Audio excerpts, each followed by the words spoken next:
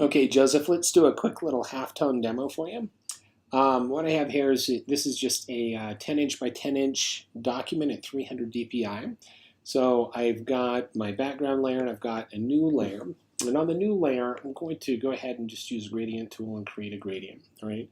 So now you see we have, this is transparent, going from black into transparency. Then we have the white layer. Now the reason why I did it on a separate layer is because you might be creating your halftone overlay on a separate layer, but in order for it to work, you actually need to flatten it down into one solid layer.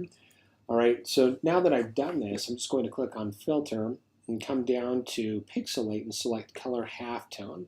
Now with this color halftone, I'm going to actually increase my maximum radius. And you see that I took all these different angles, these different channels I believe are, these might be CMYK channels, and so you can have each one of them kind of create a halftone pattern that has a different rotational axis. What I did for this is I just took each one of those rotational axes and I set them all to the same axis. So what it'll still do is it'll still generate those halftones for each one of these different color channels, but it's just going to overlay them all on top of each other so it'll look just like a bitmapped halftone pattern. All right, I hope that made sense. So I'm going to go ahead and hit OK.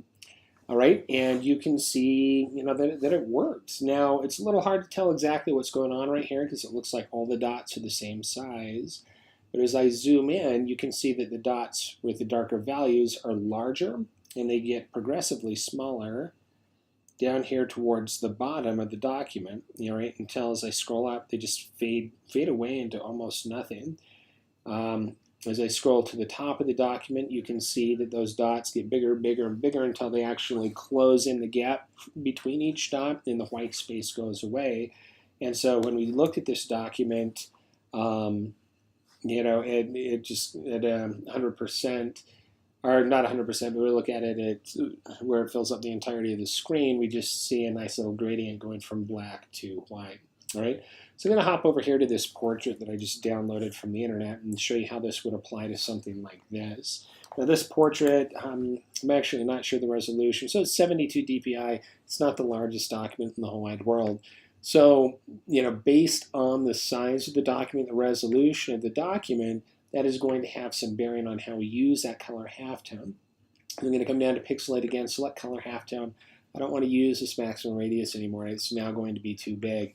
It actually bottoms out at 4, all right, maximum radius of 4 pixels.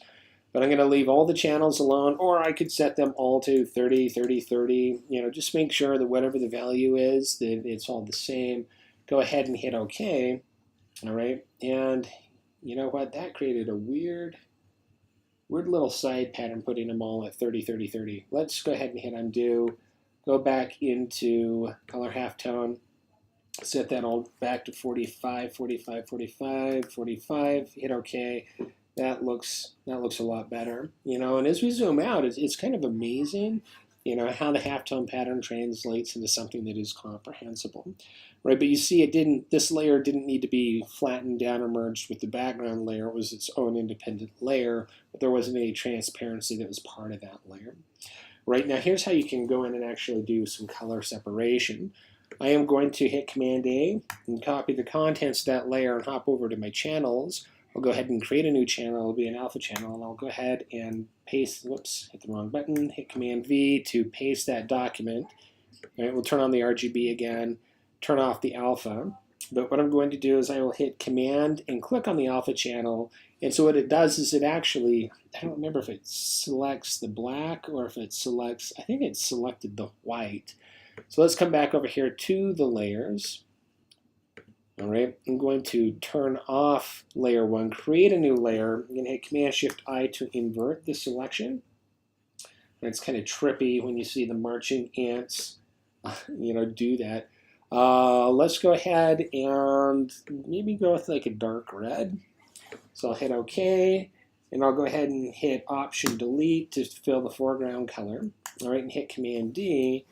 All right, and so now we have this layer that basically has my halftone pattern in it. I can create a separate layer underneath it and maybe grab a lighter tint of that red. All right, I'll go ahead and do a fill there. And so now we have a color separation. We can play around with different values, different colors, etc., to try and ultimately get the effect that you're going for.